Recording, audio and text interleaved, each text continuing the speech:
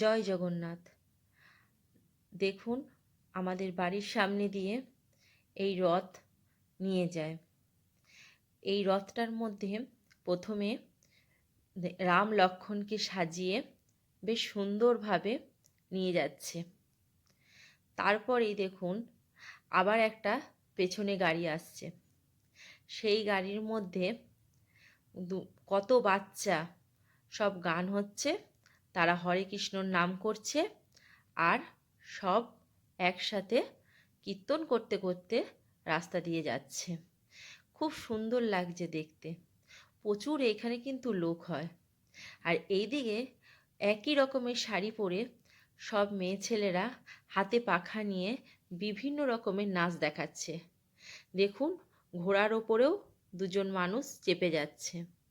আর এই যে রথটা আসছে, এই সারথিতে এটা হচ্ছে একটা স্কনের রথ। যিনি এই স্কনটা তৈরি করেছিল তিনি দেহ রেখেছেন, তার ফটোটাও এই সারথিতে করে নিয়ে যাচ্ছে।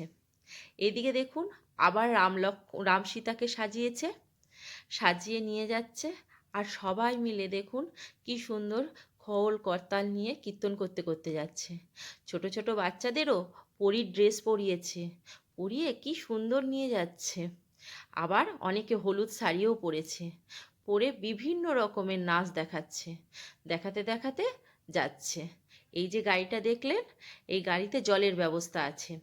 রাস্তায় এদেরকে আবার জল শরবত খাওয়ানো হচ্ছে। এদিকে অনাথ যারা বাচ্চা আছে তাদেরও আবার খাবার দান করা হচ্ছে। এবারে বিকাল হয়ে গেছে, আমাদের আবার পৈতে বাড়ি ছিল। দেখুন, এটা পৈতের মেন দরজা। আমরা চলে এসেছি পৈতে বাড়িতে খেতে। এই আমরা ঢুকে পড়েছি পৈতে বাড়িতে ভেতরে। দেখুন কত লোক, এখানে প্রায় 1200 লোক আছে। প্রচুর অ্যারেঞ্জমেন্ট করেছিল, কিন্তু এখানে সব নিরামিষ যত রকমের খাবার সব। দেখুন চারিদিকে কি সুন্দর করে ভেতরটা সাজিয়েছে, প্রচুর সুন্দর করেছে। কিন্তু আমরা এদিকে চলে এসেছি স্টলে। পায়েল দেখুন ফুচকা খাচ্ছে। ফুচকা, পকোড়া, আইসক্রিম বিভিন্ন রকমের স্টল আছে।